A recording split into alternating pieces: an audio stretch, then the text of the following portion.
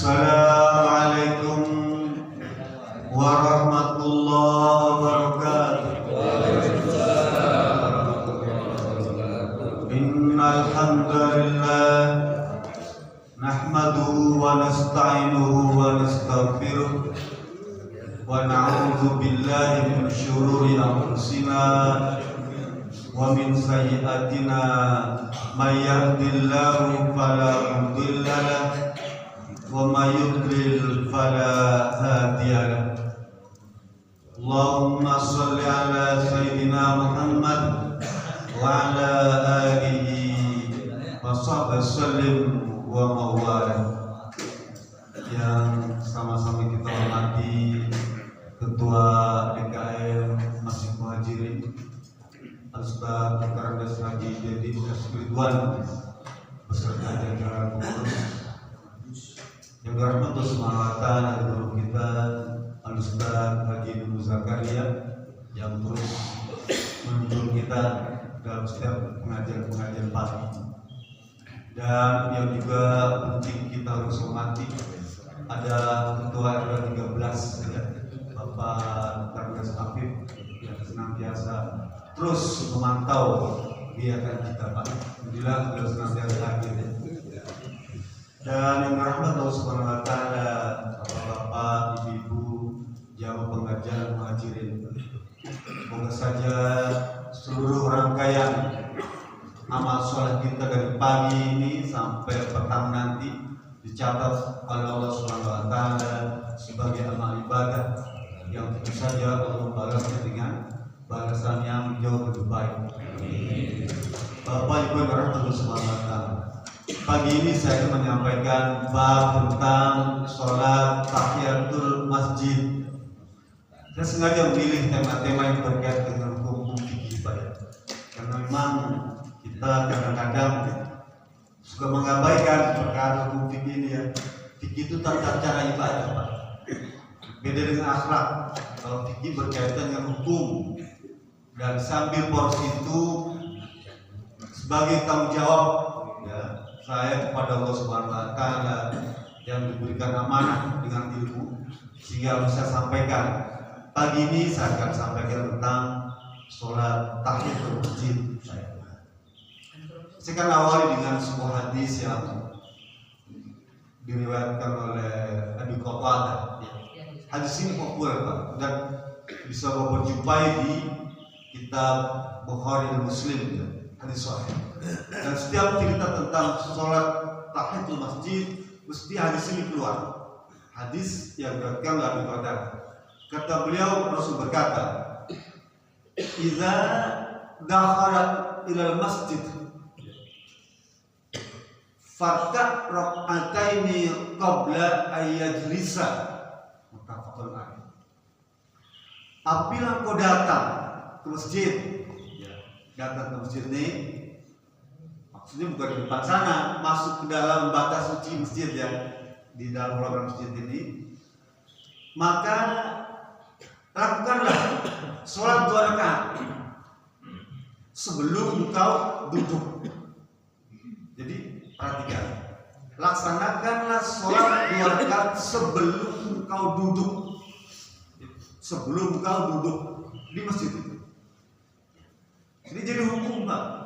Hukum di mana kita setiap ke masjid sebelum duduk sholat dulu. Ya, gitu. Kalau kita baca teks hadisnya, sebagian ulama menjadikan ibadah sholat tahiyatul masjid ini jadi wajib. Sebagian ulama mazhab ya, tapi Imam Syafi'i tidak. Imam Syafi'i dan Imam Ahmad menjadikan itu sebagai sunnah muakkad, sunnah yang diutamakan. Bayangkan, Pak, sholat tahiyatul masjid ini kita tidak boleh meremehkan. Rasul berkata, "La tahqiranna minal ma'rufi syai'an." Jangan sekali-kali kamu meremehkan perkara baik di dalam urusan ibadah. Boleh, Pak. Rasul melarang keras. Bayangkan, Bapak kalau sholat sunnah yang lain ya, itu harus ada ketentuan waktunya. Ya. Gak bisa Bapak sholat sunnah 2 rakaat nih ya, sembarang, nggak bisa. Dia harus mengikuti ibadah sebelumnya atau sesudahnya, baru bisa laksanakan. Suatu gerhana harus tunggu gerhana bulan atau matahari kan. Idul Fitri, Idul Adha nunggu waktunya. Ya. Mau sholat jenazah nunggu orang yang mati dulu. Ya susah. Mau qobliyah zuhur, nih nunggu zuhur dulu. Karena semua sholat qobliyah zuhur, apalagi ba'da maghrib masih lama ba'da maghrib kan gitu ya. Tapi sholat tahiyatul masjid kapan boleh bahasa ibu lakukan? Kapan aja boleh. Pagi, siang, sore, malam hari, tengah malam, subuh, bapak boleh kerja. Kan enak ya? Apa sih pentingnya sholat kan?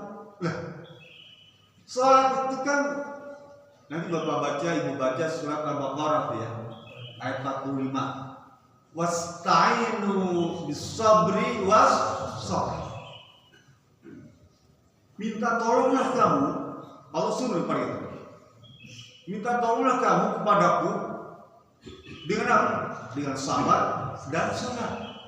Kenapa dengan sabar? Karena kita butuh kan. Artinya ada yang kurang kan? Karena kita disuruh minta itu karena kita ada yang kurang. Mungkin kesehatan, mungkin rezeki, mungkin kesempatan, mungkin fasilitas atau kesulitan. Yang Allah tuntut kita supaya minta dan sabar, tunggu, ya tunggu. Tapi di sana ditambahkan wassalah dan harus sholat. Kalau pengen digabungkan, kita memang berdoa disuruh. Tapi ada kalau suruh untuk berdoa itu ada syaratnya. Apa dengan karena tadi sholat? Wasta'inu bis-sabri was-shalah, dan sholat yang tidak dibatasi waktu tempat waktu maksudnya adalah sholat tahiyatul masjid. Kalau pengen sesuatu nih Pak, ada hajat keinginan yang belum terpenuhi, kan tadi kita suruh sholat, ya pagi-pagi sholat yang enak di mana ya? Di masjid.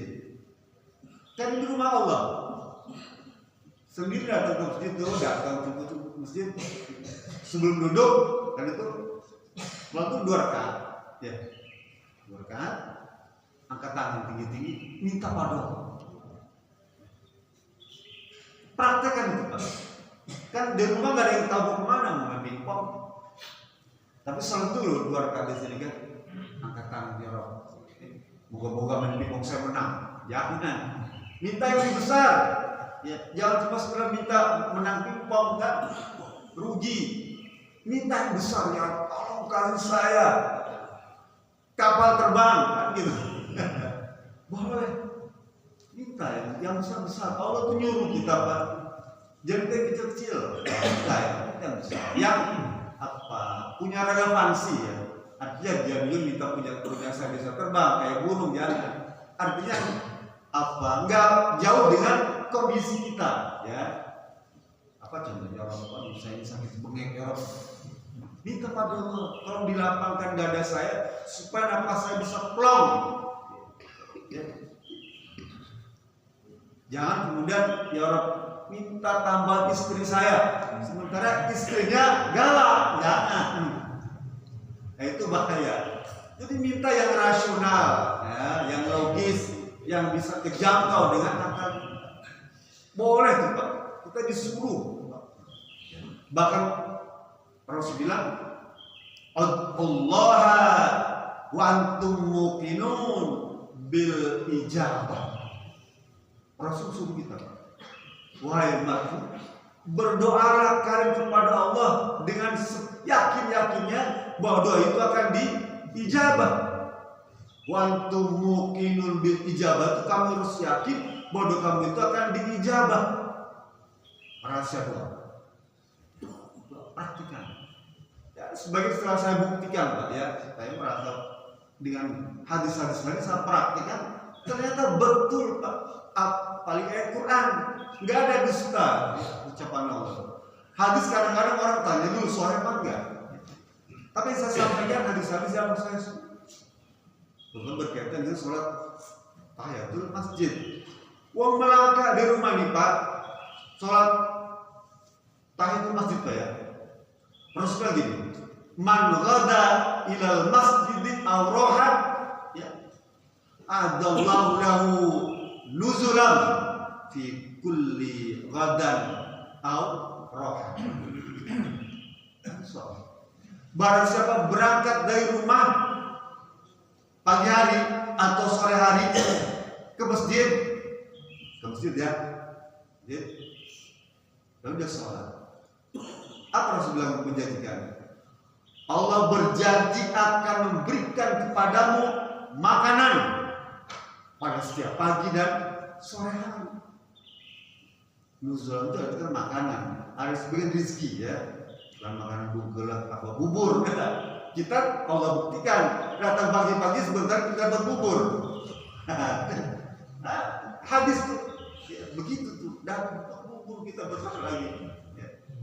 Teruskan kata Jabir bin Abdillah ya, ini juga panjang Pak. Ini begini, Ja'a Sulaim al-Ghatafani ilal masjid ya, yaumul Jum'ah wa Nabi sallallahu alaihi wasallam yaktub fajalasa faqala Rasulullah ya Sulaim kum farka rakataini fatahjiz minha. Hadis Bukhari Muslim. Kata Jabir bin Abdillah, ada seorang sahabat Nabi yang bernama Sulaim al-Ghatafani. Namanya itu Sulaim al-Ghatafani, bukan Sulaim ya. Sulaim al-Ghatafani datang ke masjid pada hari Jumat dan Nabi sedang berkhutbah. Lalu Sulaim datang ke masjid langsung duduk. Loh, Rasul ngomong, lagi khutbah Pak, ditegur betul. Wahai Sulaim, kum bangun, farka rakatain, lakukan sholat 2 rakaat dengan sepantasnya, maksudnya waktunya, jangan lama-lama, gitu ya, karena lagi khutbah kan, lama-lama. Fatahajud, sepantasnya saja waktunya, dipercepat, gitu ya. Tapi disuruh tuh Pak. Lah hadis ini juga menjadi apa? Kaidah hukum bahwa sholat tahiyatul masjid itu jadi wajib hukumnya Pak. Ya, yang pertama tadi hadis tadi itu ya, hadis dari Abu Qatadah. Yang kedua Jabir bin Abdillah, sama-sama Bukhari Muslim Pak. Kuat.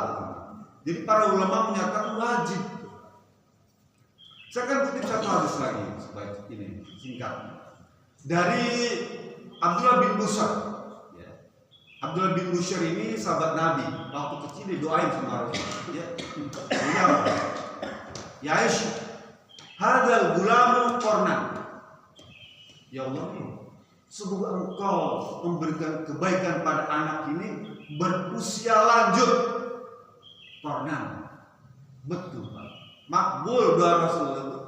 Usia berapa? 100 tahun pas. Satu kurun itu dalam Islam disebut 100 tahun Pak. Satu kurun, kan seringan kurun ya. Kurun itu 100 tahun. Anak ini didoakan oleh Nabi kornan, satu kurun 100 tahun pas. Ini nggak pas. Saya kan kutip hadis yang dia riwayat. Apa dia bilang?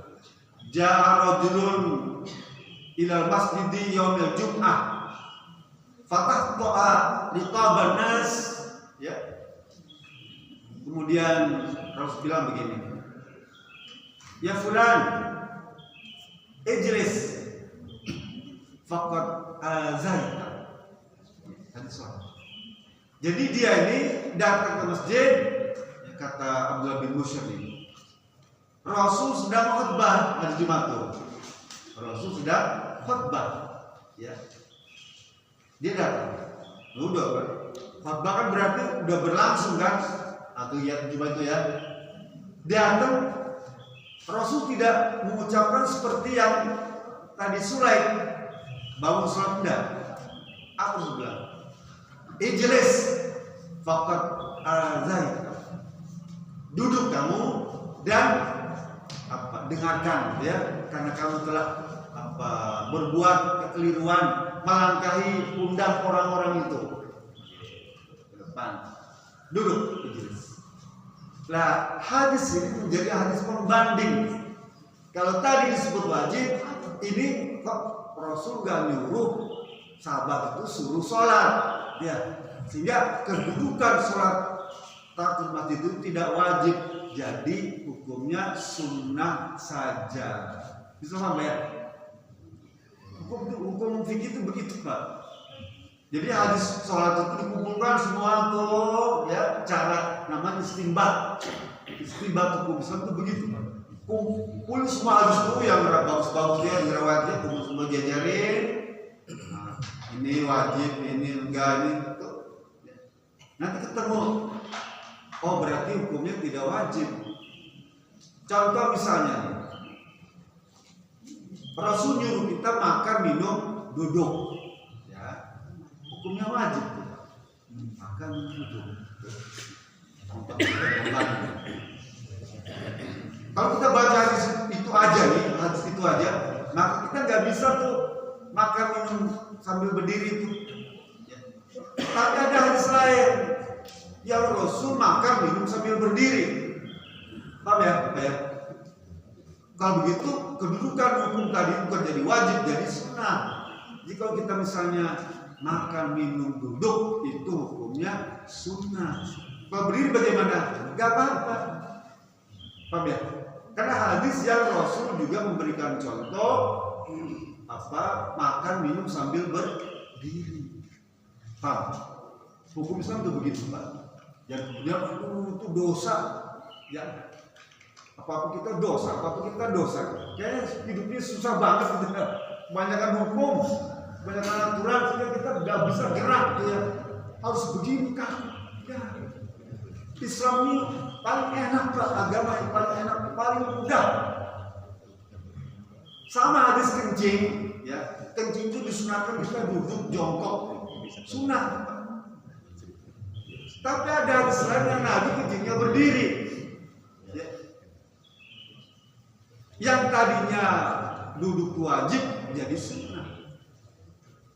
Boleh duduk. Mbak, kalau kita udah tua ini ada ingin berdiri itu kan bisa melebar kemana-mana.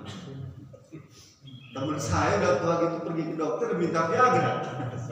Kenapa dok? Kenapa? Bapak mau kuat? Enggak dok. Ini karena saya kalau kencing suka melebar ke celana kemana-mana ke sepatu. Oh, juga dikasih Viagra, dikasih karet Pak. Dikasih karet gelang, jepit pakai ini Pak, gantungin kita gelang-gelang. Kita teruskan kembali. Jadi kalau kita datang ke masjid sholat Jumat tuh ya, kalau terlambat ya Bapak boleh pilih, mau sholat boleh, mau nggak sholat Jumat juga boleh.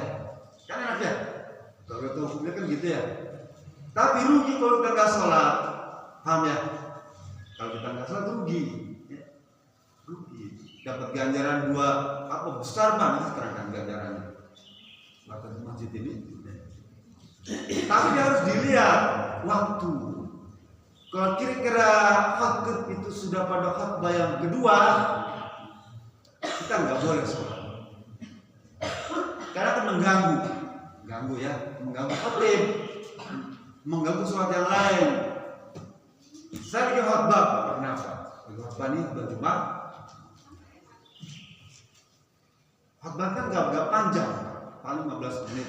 Khutbah yang kedua kan cuma baca doa aja. Begitu datang ke jamaah itu sholat di depan, sholat di masjid itu kan. Karena sudah mau akhir, mau penutup khutbah nih kan bingung masih ada yang rukuk sujud, aduh materi udah habis lagi kan kagok ya, waduh kacau juga nih ya.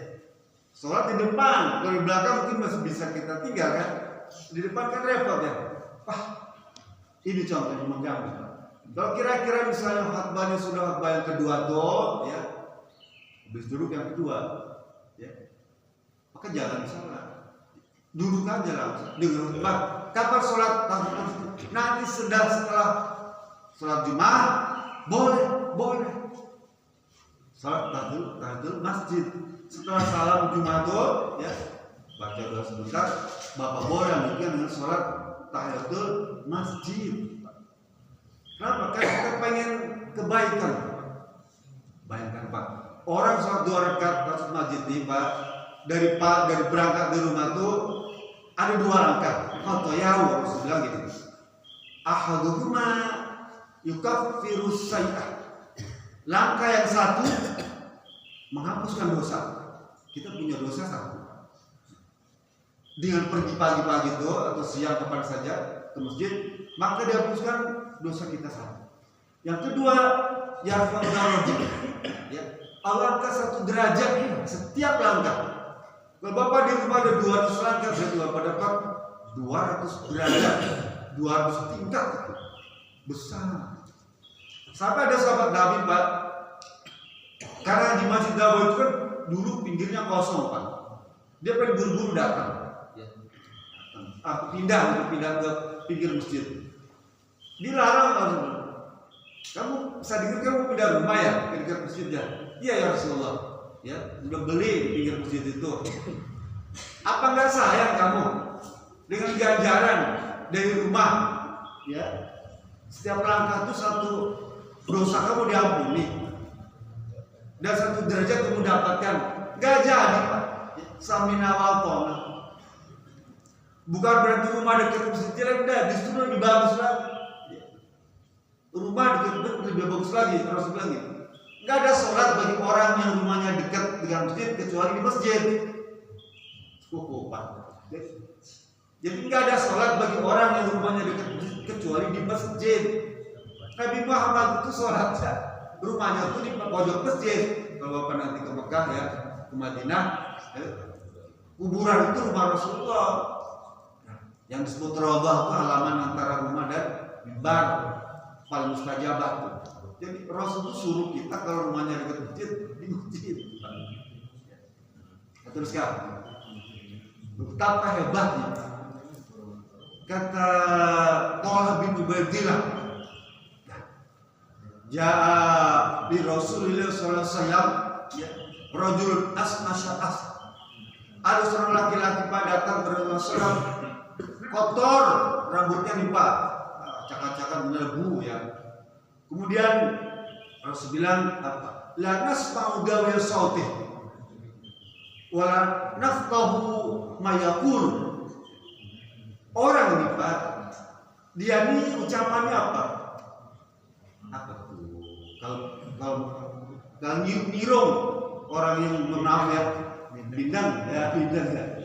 Orang suka ngirung gitu ya, ngirung ya. Hatta habis, hayam handakas gitu ya. Gitu. Hadis ini bagus juga Pak. Saya suka pernah pakai ini. Orang ngirung ngomongnya, Rasul nggak ngerti apa maksudnya gitu ya. Karena ngirung tadi ya, hatta habis. Hal gitu ya. Lalu Rasul tempelin tuh ngedengerin apa wajahnya Rasulullah SAW, deketin apa maksudnya gitu. Oh, dibilang anak ini yas'alu anil Islam, dia bertanya tentang Islam. Coba hebat ya Pak. Ada orang ya Bu ya ngirung, dia bikin sumbing atau apa atau agak idiot gitu ya. Yang gampang agak idiot itu. Tapi dia ada semangat untuk melaksanakan agama. Sehingga datang kepada Nabi, dia tanyakan tentang Islam. Karena anak ini ada keterbatasan, maka Rasul jawab singkat Pak.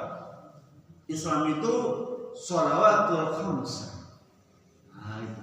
Islam itu cuma sholat 5 rakaat, dah gitu aja. Ya, 5 waktu ya, sholat 5 waktu, dah. Sholatul khamsah, pendek ya. Karena Rasul tahu kan, nggak mau jawab yang jelimet-jelimet. Islam adalah agama yang pakai filsafat, pakai tasawuf macam, pakai tarekat, tinggian, kejauhan. Jadi Rasul hafal. Siapa yang bertanya, dia jawab dengan singkat dan bisa kejangkau. Kalau saya ditanya sama murid saya apa ya, kalau di Bulog mengajar di apa TK, SD gitu ya, saya jawab, Islam itu apa sih Pak Ustaz? saya bilang Islam tuh I-nya Isa, S-nya subuh, N-nya lohor, apaannya asar, M-nya maghrib. Itu kan simpel ya. Dan ada rujukannya hadis tadi, Pak. Jadi nggak perlu menjawab yang aneh-aneh, ya. Nggak perlu cerita tentang tahiyatul masjid, ya. Kejauhan. Kenapa saya sampaikan di sini? Karena Bapak udah tingkat advance semua kan, pengambil udah tinggi-tinggi semua, maka saya kasih materinya sesuai gitu ya. Jadi kalau anak kita tanya nih cucu kita, Islam itu apa sih Pak? Jawab tadi, Islam itu Isya, subuh, lohor, asar, maghrib. Udah. Tuh. Itu menjawab dan itu ucapan Rasulullah SAW, Pak. Ya. Nggak perlu cerita macam-macam lah. Biar gampang. Ibu juga nanti kalau cucunya tanya, apa Islam itu aja jawab. Ya. Lalu anak tadi tanya lagi, ya Rasulullah, hal ghairina, ya, apakah cukup dengan itu saja? Apa ada lagi ya Rasulullah? Dia Rasul bilang, lah, nggak ada lagi. Illa at-taqawwa'an, kecuali sholat sunnah. Bang, kecuali sholat sunnah, nggak ada lagi. Itu aja cukup buat kamu mah. Ya. Cukup kamu kerjakan 5 waktu aja bisa mengantarkan kita ke surga Pak. Kecuali kalau kamu ada tambahan lagi at-taqawwa'an, sholat sunnah atau sholat tahiyatul masjid tuh. Ya, kita juga nggak perlu banyak-banyak kalau mau amalan dia. Sholat wajib aja kalau Bapak kerjakan rutin bagus ya di masjid, wah hebat Pak. Itu udah mau habis waktunya. Ya. Jadi tahiyatul masjid itu sholat apa? Ucapan salam ke masjid. Tapi bukan pada masjidnya sebetulnya, pada Allahnya. Siapa pemilik masjid itu? Kalau kita salam di rumah, tuh salam dia di rumah dia. Assalamualaikum. Kan bukan untuk salam kepada rumahnya kan? Kepada pemilik rumah itu kan? Sama. Tapi masjid juga untuk salam kepada Allah Subhanahu Wa Taala. Agar Allah mengabulkan bukannya rahmat di tempat ini, ya di masjid ini, tapi juga apa menjadi keinginan kita Allah kabulkan. Orang yang pergi Masjidil Haram, ya, sebagai tahiyatul baiti at-tawaf, tahiyatul masjid di Masjidil Haram itu bukan sholat 2 rakaat, tapi tawaf. Paham ya? Bapak nanti umroh Masjidil Haram itu datang yang sholat tahiyatul masjid, sunnahnya adalah tawaf.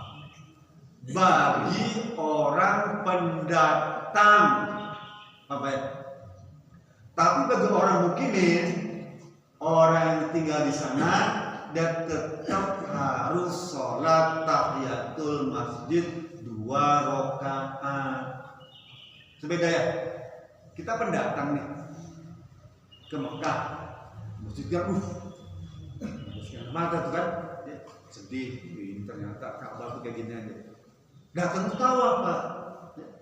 Bismillahirrahmanirrahim. Baca.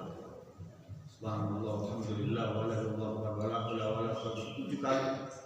Boleh pegang setiap sudut-sudutnya doanya kalau apa boleh, nggak apa-apa. Baca udah sebanyak-banyaknya dan minta pada Allah apa yang menjadi cita-cita. Bagi pendatang, kalau bagi mukimin yang sudah tahunan di sana, maka disunahkan di Masjidil Haram itu tetap sholat tahiyatul masjid. Ya, begitu Pak hukumnya Pak. Teruskan. Jadi kita sholat ke masjid itu bukan pada waktu sholat ya, maka kehidupannya banyak Pak. Bayangkan Pak, Rasul bilang gini, aqrabu ibadi indallah fi sujud faksir sujudahu fatum. Hubungan yang paling dekat antara hamba dengan Allah itu pada sujud. Maka itu perbanyaklah doa pada waktu sujud itu. Kalau kita sholat berjamaah kan dibatasi imam kan sujudnya ya. Subhana rabbil a'la bihamdi 3 kali imam sudah bangun. Padahal kita masih banyak, kebutuhan kita masih banyak. Ya. Kalau gitu kapan berdoa paling enak itu? Sholat di luar sholat wajib pada waktu sujud tadi atau tahiyat akhir.